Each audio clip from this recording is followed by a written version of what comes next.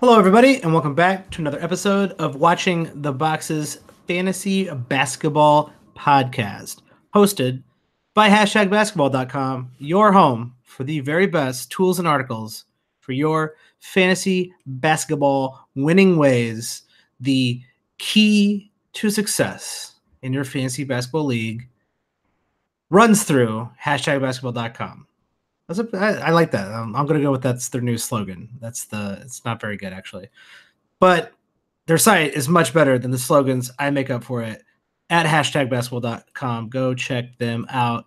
I'm your host, Mike Catron, and joining me most of the time is my co-host, Tyler Watts. What's up, Tyler?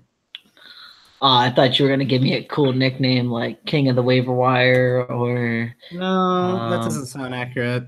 Waiver Wire Finder. I don't know. I got no good names. Exploiter of Commissioner Godlike Powers. Tyler Watts, the Commissioner Exploiter Extraordinaire. Fair enough. Fair enough. That sounds logical. I'm just saying, if you're in a league with Tyler, you got to pay attention. That's all I'm saying. That's all I'm going to say. Hey, you got to do what you got to do. I'm just a little bitter that you kind of put it on me in the Dynasty League, in the Listener Dynasty League. The Listener Dynasty League is going pretty well, for me anyway. It's a pretty tight league. Up at the top, we do have. I mean, I'd actually say the people at the bottom aren't terribly far back, but it's a Dynasty League. That's the whole point. So there's going to be some moves here, going down the stretch heading into the playoffs. We got Tyler in first, the Chicago Tigers. The Tigers? You might be Ty. Who knows? In second place. It's on like Doncic Kong, which is a good name. And myself, coming in fourth with Stretch Mark 4. Trying to sneak in there. And Trusted Prospects, you're not that far behind me either. So I got to keep an eye on these two jokesters in order to keep my playoff spot in the Dynasty League. Stretch Mark 4 taking out Mike for the last playoff spot. I'm calling it right now. That's a really, really bad idea, Tyler. And you want to know why? Because I think I remember you making a call sometime last year going into the playoffs that I wasn't gonna make the playoffs. Maybe I was gonna lose in the first round of the Listener League last year. And I forget, Tyler, what ended up happening at the end of that? Mike, what's the best part about this is on the next to the last week of the season, you and Stretch Mark 4 go head to head.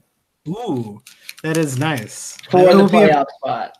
We will have to keep a play-by-play for all our listeners out there to let you know who ends up in that playoff spot. But Tyler, you seem to avoid the question. What do you remember what happened in the Listener League at the end of last year? Do you remember what was the conclusion? I remember being in first place the entire time. Yeah, and I remember I only play Roto League, so season-long standings all that matters to me.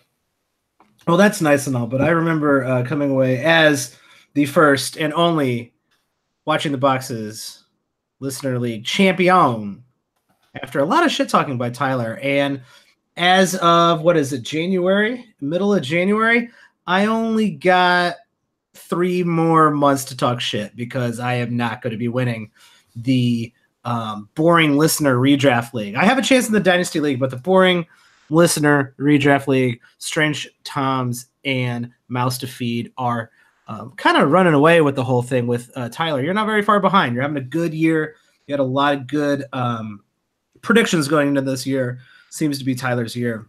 And hardwood players and our old friend Trusted Prospects following up behind in 4th and 5th in the Redraft League.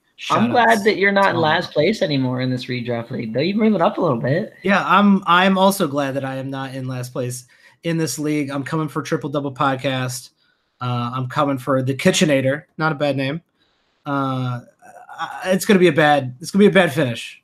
I'm not gonna give up. I'm not gonna, phone it in. What's crazy about this league, and it's worth mentioning, it's a 16-team league, though. So you have a couple injuries in this league. You can drop really fast. Like, I was in first place, and then Jeff Teague went out, and I had a couple other of, like, my just filler roster guys go out, and I dropped real quick in a hurry. I lost, like, 3 weeks in a row, and I'm all the way down to third. So It's in a 16-team league. Couple injuries can sink you real fast. Absolutely. And I think that's maybe the reason I tend to stay away from deeper leagues. Once you get past 12, I could, I'll go 14, right? But once you get past 12, the waiver wire dries up, injuries become more a bigger of a deal. And it also feels like trades are a little bit harder sometimes because there's a lot of teams, a lot of things to consider. So I try to stick to 10 to 12 team leagues.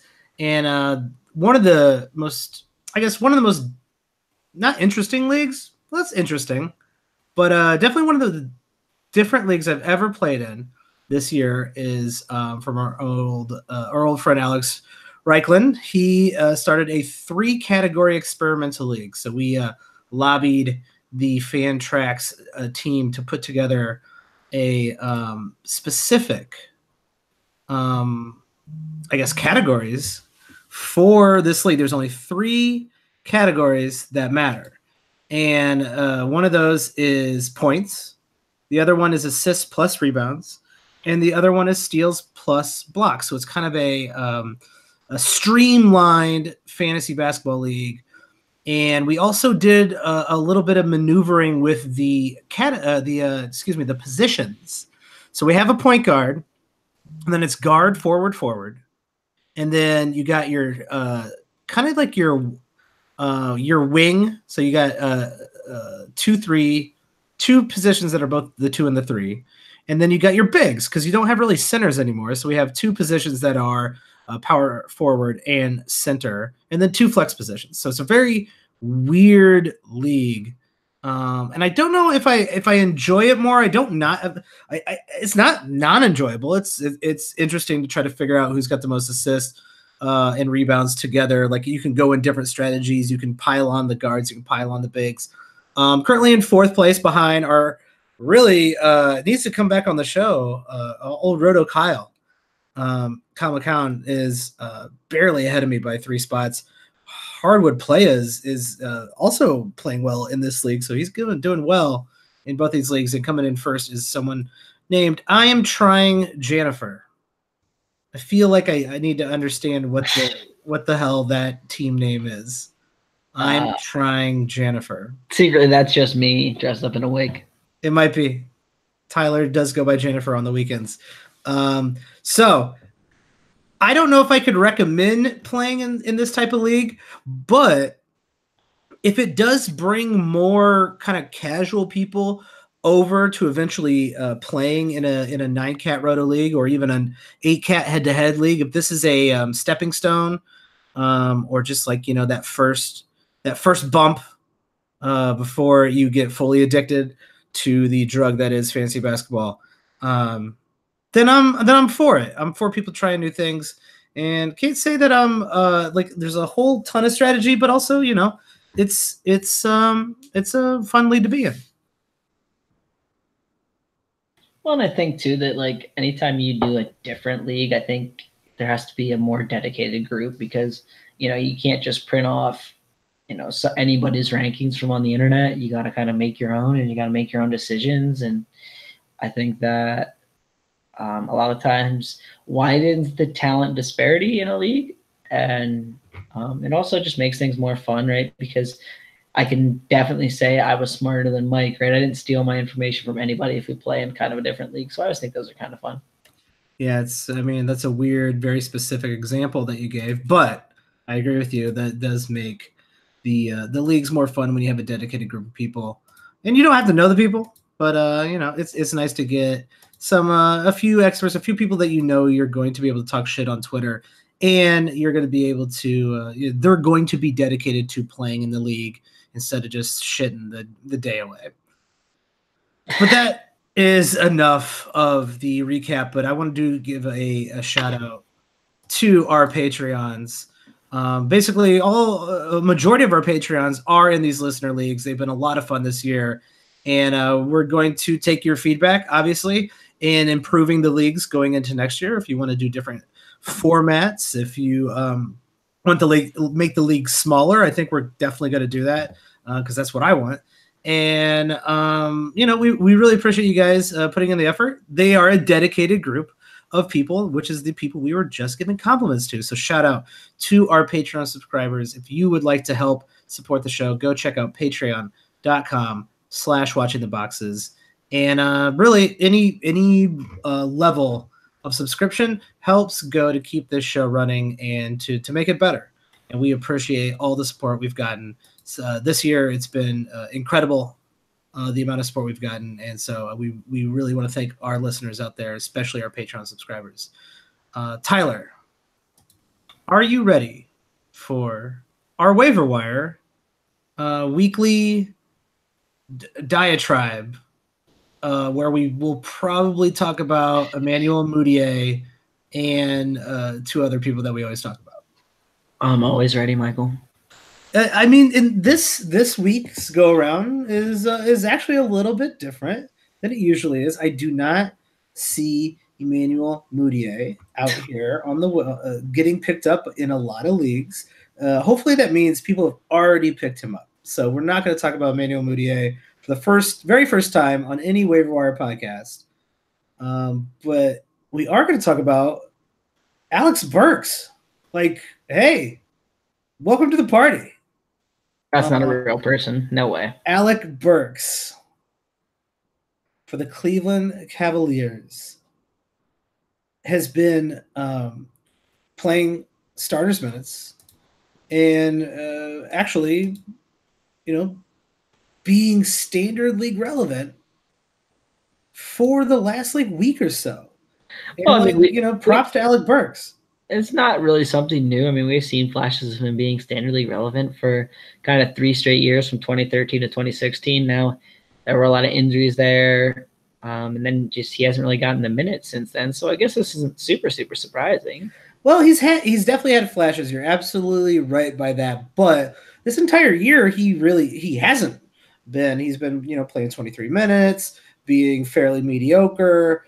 And he has not either, just gotten the opportunity nor performed at a level worth rostering. And over the last few weeks, he is kind of a must roster at this point while he's hot.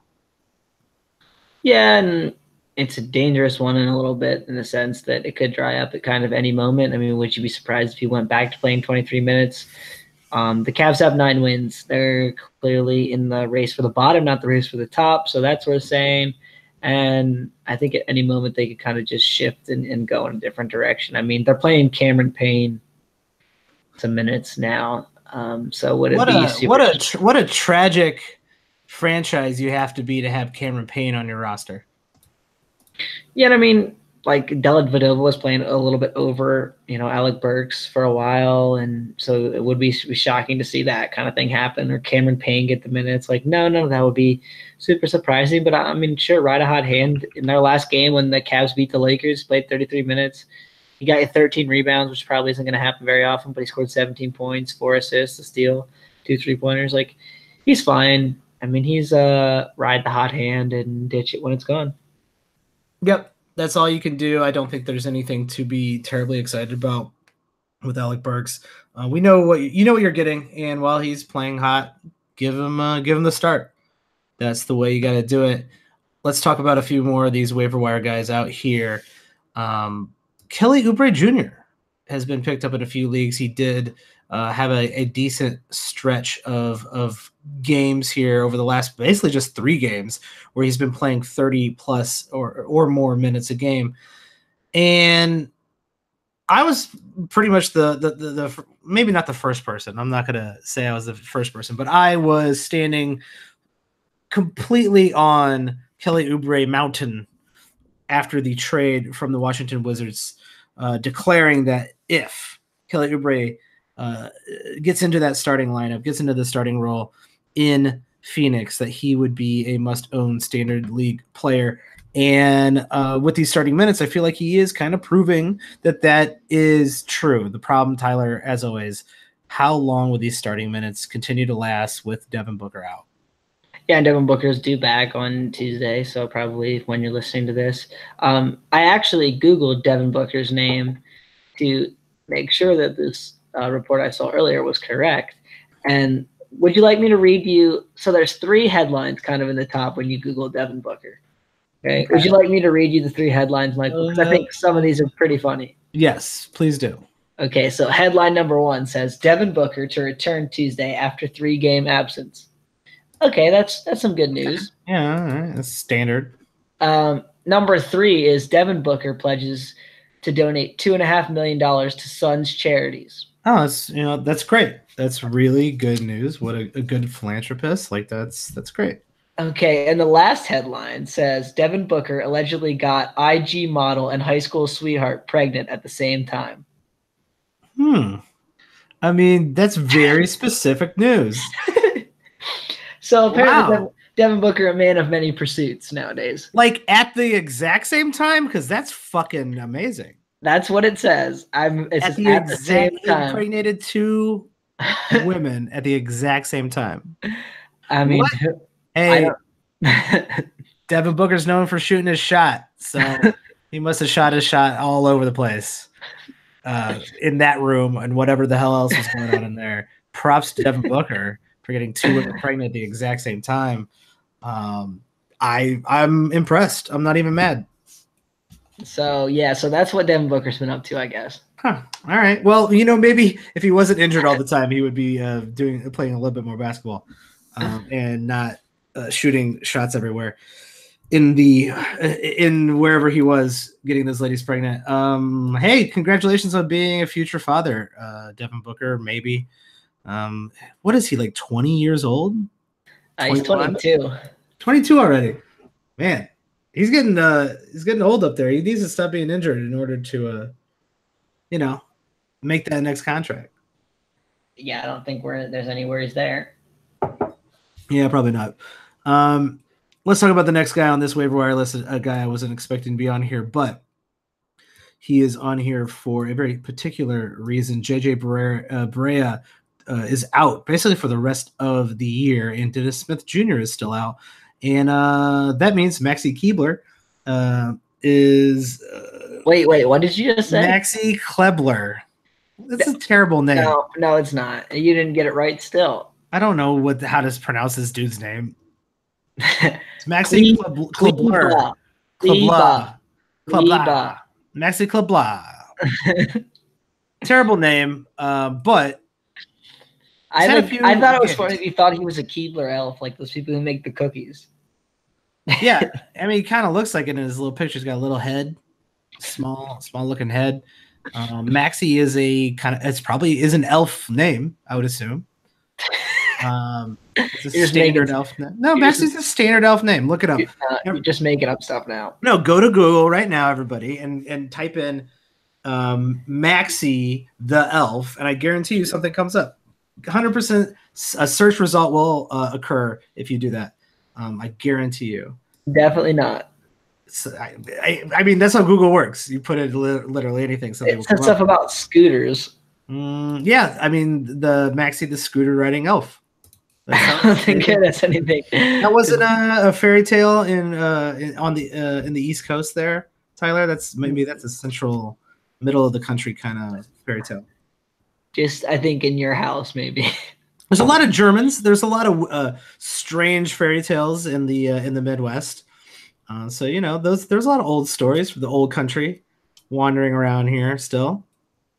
You never know. I believe you're talking out your ass again. Perhaps. But Maxi Klebler has had 3 games where he's played fairly decent minutes. He's only owned in 9% of leagues. So I think, in deeper leagues, people are picking him up fairly quickly. But I'm not really sure he is a standard league relevant player, even if he is playing starters minutes. What do you think, Tyler? Well, you got to realize that he's going to be used in kind of a very specific role where he's going to get you probably, somewhere. If he's playing 30 minutes, he's probably going to get you somewhere between 6 and 8 rebounds a game. And he's probably going to block like 1.5 to 2 shots. So those are good, but then he's not really going to give you any assists. He's not really going to steal the ball that much. He maybe averages 10 points. And he maybe gives you, 1.5, 2 3-pointers. So is that standard league relevant? Probably not, but on certain teams, it might like be. those rebounds and blocks are going to be helpful, right? So if you're a team that's kind of needy in those areas, I could see picking up Kleber. Yeah, someone we talked about earlier this week in the weekly preview was Bismack Biyombo, and Bismack Biyombo is going to give you blocks, going to give you excellent rebounds, and maybe you need that plus threes. And instead, Maxi here could Maxi the scooter riding elf could actually give you blocks and rebounds and threes all from the same person. So he's a little bit more versatile than Bismack Biyombo, someone we said would be a good streamer, and I think that makes Maxi a good streamer as well. Yeah, I'm with you there. And with the Berea thing, like, it's just sad. I mean, he's 34. He tore his Achilles. Yeah, there's probably no coming back from that at that age. Yeah, and especially when he's a guy who is, despite what many people think, is a fantastic athlete. And, we've seen Achilles injuries rob a lot of athleticism from a lot of people. So, pour one out for JJ, who had a great career as a guy who's like maybe 5'10". Like maybe 5'10". He might be 5'9". He, the fact that he was able to play as long as he did at the level that he did, really, I mean, there should be like a hall in the Hall of Fame of like guys who really shouldn't be here but are definitely here. Well, and the worst part was he was kind of playing the best basketball of his career, even at age 34. Like, I mean, he was playing great the last 2 or 3 seasons for the Mavs and doing some amazing things, and so it was definitely a sad day for Mavs fans to see him go down. He's a smart player in a smart system, and yeah, I hope Dallas treats him right. Like, I hope I know what Nick Collison got his number retired in Oklahoma City. What are the odds that JJ Barea gets his number retired in Dallas? I actually think they're relatively high, although that kind of worries me in this sense. Like, number one, JJ, like, for his first stint with the Mavs, wore number 11, and his second stint he wore number 5. So that's, which number do you retire? Oh, you know what? You retire them both. You put the slash in the middle of the banner, just like Kobe. But here's the thing that worries Kobe and JJ. The thing that worries me about like retiring guys like Nick Collison's number is like, at some point you're gonna run out of numbers. Like, everyone on the court's gonna be like number 70 because, I mean, well, I don't think I'm not too worried about that. What I'm worried about is the Nick Collison. Hey, respect, props. Was with the team his entire career, right? But like, a lot of being with a team for your entire career is up to the front office management, not really the player. And what happens when you actually need to, like, when you retire Westbrook's number? So you got Westbrook and Nick Collison next to each other. Well, and with the Nick Collison thing, like, okay, Barea at least, had a few seasons where he averaged 5 assists a game, and even a season where he averaged 6 assists a game. Like, Nick Collison really had 2 even decent seasons. That's it. And the rest of the time, he was basically a backup, role player, played 20 minutes a night. Like, he wasn't even like any. I mean, like, maybe he's just the nicest guy in the world, and I'm not trying to throw shade on him, but like, his career stat line is 20 minutes a game, 5.9 points, 5.2 rebounds, an assist, half a steal, half a block, no 3-pointers. Like, if you're gonna retire that, like, don't you have to retire everyone's number? You legitimately have to retire every single person that's ever played for your team. And so I like the respect they gave someone who played his entire career there, but coming from a franchise that has Jordan next and Pippen next to each other in the rafters, you're kind of insulting the entire idea of retiring a number. Well, and I mean, I get it. Like, they're a relatively new team, and they don't really have many people to retire. I mean, obviously, arguably their best player ever, ditched him for Golden State, and so they got Westbrook's number to retire here coming up in a few years. But like, they just want someone's number in the rafters. Well, I mean, I'm going to throw a shout out to the Miami Heat for the first time ever. They retired Lonzo, and that's pretty cool. Lonzo was very, very good, better than Nick Collison in his career. Now, is Lonzo up there with Westbrook or Scottie Pippen? No. But well, I mean, Lonzo's a 7-time All-Star. Yeah, it makes a lot of sense. He was a 7th. Yeah, he's been an All-Star multiple times. He won championships. Like he's definitely a good enough player to have his number retired. And they retired Michael Jordan, which every other franchise should retire number 23 in honor of Michael Jordan, the best player that's ever lived. And they're going to retire Wade. Like, they only have 3, one of which is the greatest player of all time. And why doesn't Oklahoma City just wait till Westbrook retires, retire his number, retire Michael Jordan's number, and then, retire Cameron Payne's number? Like, so who cares? Yeah, I mean, the whole Collison thing just didn't make a lot of sense to me in the sense that, like, what did Collison do other than play for the team for 13 consecutive years? Yeah. I mean, did he even have, like, a memorable playoff game? Not that I remember. Now, maybe, I mean, I'm not the biggest Thunder fan in the world. There might have been one, right? So maybe one slipped past me in the, many playoff games we've seen at that point. But, I mean, the guy, I can't wrap my head around it. No, I can't. He played 91 playoff games in his career. I mean, I guess that's relatively good. Cool. That is good. Game highs in the playoffs. He had a 15-point playoff game, but that's when they were the Sonics. He had a 12-point game and a 10-point game with 12 and 10 rebounds for the Thunder. Okay. All right. Yeah. I honestly don't know what to. I don't know. I have nothing more to say about this. Let's get back to that waiver wire because I don't want to start dreaming about Nick Collison again. Those were long nights. I don't want to get back into that habit. I heard he's your absolute favorite player of all time, even ahead of Michael Jordan. He's one of the best looking players of all time. Maybe that's it. Maybe he's just like those, movie star good looks. Just they had to retire the number.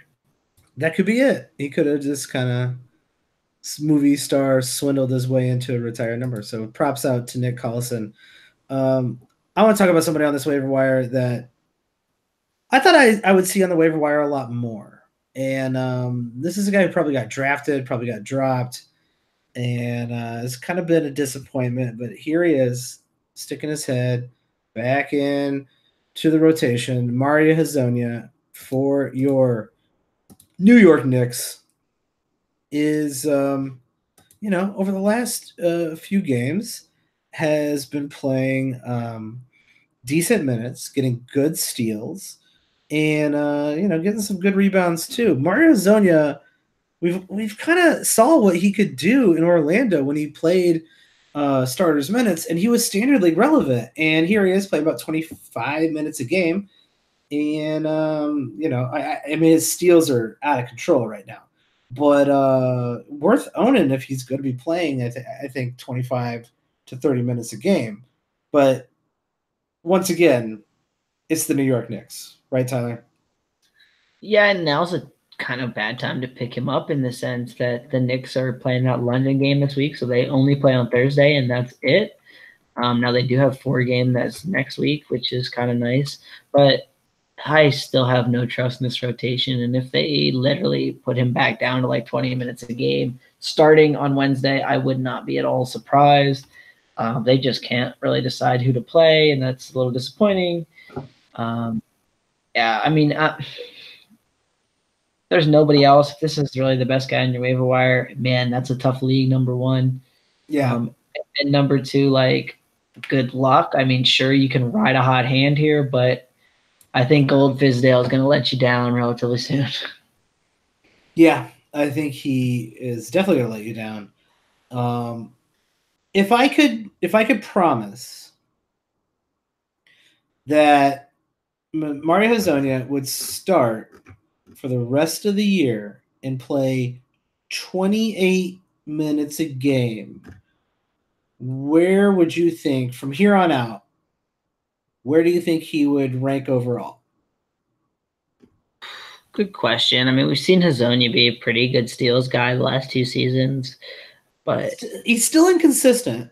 I mean, like, even if you look at his per 36-minute numbers, like, so obviously that's a lot more than 28. Like, he's going to give you 1.7 3-pointers. He's going to give you like 6 to 6.5 rebounds, like 2 assists. like 1.8 steals, like 0.5 blocks, and like 15 points. Those are not great per 36 numbers. You mentioned the inconsistency. Like, we can never really get a great stat line from him. In 28 minutes, I still think he's probably in that streamers class, right? Like, maybe if you need steals, you hold him, but like 28 minutes, it's still going to be like 12, 13 points, like a steal and a half. I mean, honestly, I'd rather own someone who's not that owned Marcus Smart. Like, he's going to at least get you 4 assists and the good steal numbers. Yeah. He's still, I would agree that even with those minutes, he ends up, probably averaging, because every once in a while he'll go on a stretch where he's like a top 25 player and then fall because of his steals and then fall right back down to where he's normally is. He probably ends up ranking in that next plateau. So like not one of the streamer guys, but like into the bench type of player. But half the games or less he's going to play really well. And the other half of the starts, he's going to be playing below standard league level. And, if you're not having him in your roster every single night, so if you're in like a roto league, it's a crapshoot of who you're going to get. And I don't trust players like that when in roto leagues where quality starts are the most important thing. If you can't trust a guy to come in and give you a quality start, he's almost a liability. I'm with you there. Let's talk about one more player here who is being picked up in a lot of leagues. And I don't really terribly understand this pickup other than he is back from injury. Marquise Chris. He is playing for the first time in a while, and he's only been playing about 10 to 12 minutes a game. But a lot of people have gone out and picked up Marquise Chris. I think maybe just because he's on Houston, he's a bigger name than your normal waiver wire player. He's no Maxi Kabla, but Marquise Chris getting picked up in a lot of leagues. I don't know what I make of that. I'm not rushing out to pick up Marquise Chris. Apparently, you just want someone on James Harden, train just on the team. Like, James Harden scored 57 again on Monday night. Harden is playing out of his mind. The Rockets won again.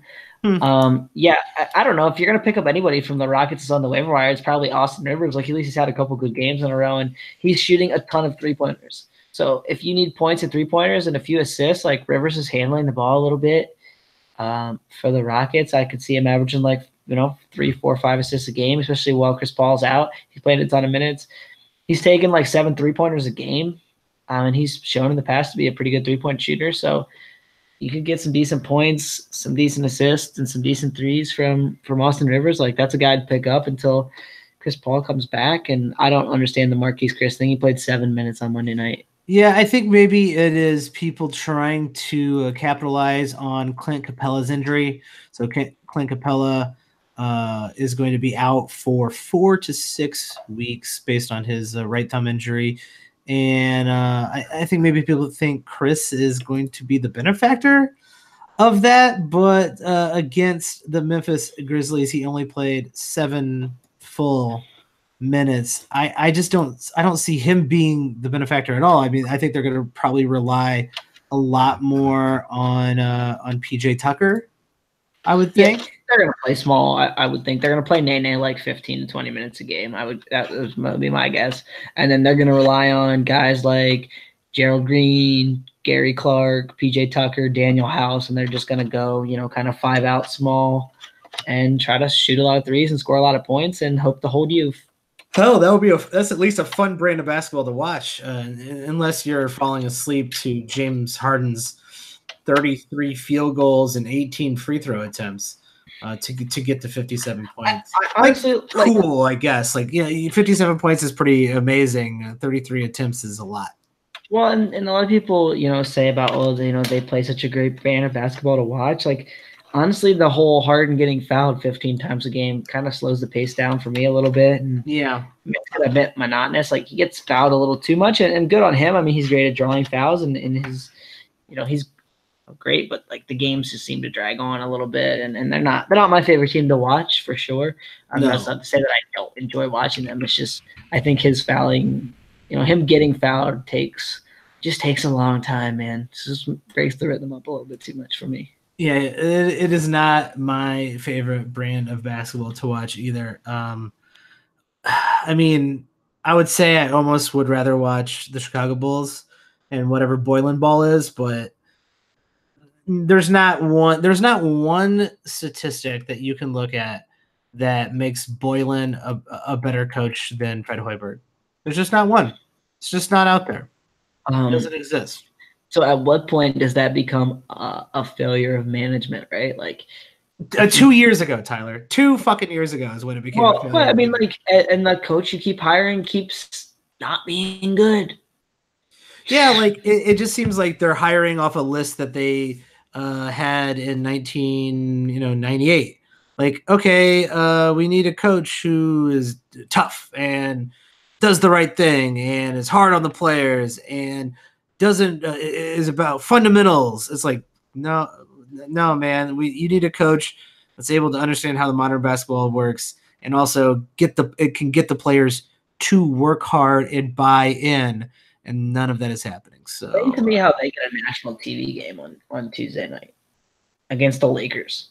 Really? Who is watching 10:30 on NBA TV? Oh Bulls at Lakers. I can't believe the Bulls even got an NBA game. The LeBronless Lakers, who were terrible basically all of last season, against the Chicago Bulls, who are going to be terrible all of this season. No, the Bulls always play well against LeBron. Go look. Unless it's a playoff game, it's the Bulls always play well against LeBron. So my theory is LeBron is faking an injury so he doesn't have to play the Bulls. That's my theory. Oh.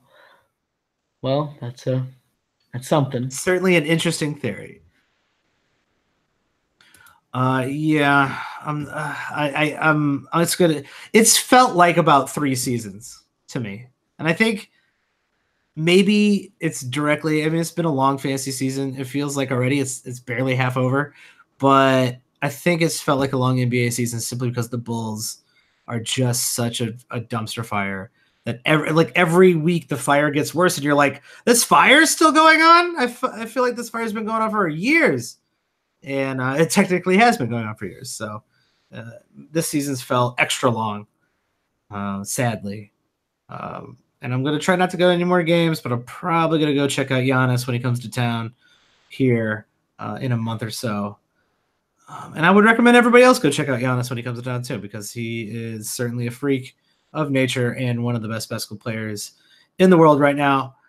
Tyler, do you have anything else to talk about waiver wires or anything else to plug? No, man, that's about it. Cool. You can find Tyler at Tyler P. Watts on Twitter. You should be following him if you're not following him already. He's got great articles out there, one of them on #basketball.com that will prep you for every single week, along with a handful of other articles, including stuff about Luka Doncic. Do you write about Luka Doncic every day? I wouldn't say every day, but a lot of days. Yeah, a lot of days. Pretty close every day. It's a good life. It's a good life to lead, to write about Luka Doncic every day. I would say. Yeah. I would much rather write about him than a Justin Holiday trade. So good on you for getting a very good beat with the Dallas Mavericks. Check out Tyler, like I said, on Twitter, at Tyler P. Watts. You can find me at Watch the Boxes. And guys, if you like what you're listening to, please help us out. Rate and review us on whatever you're listening to this to. Send us feedback on Twitter or go subscribe to Patreon, patreon.com/watchingtheboxes. We appreciate all you listeners out there, and we will catch you next time.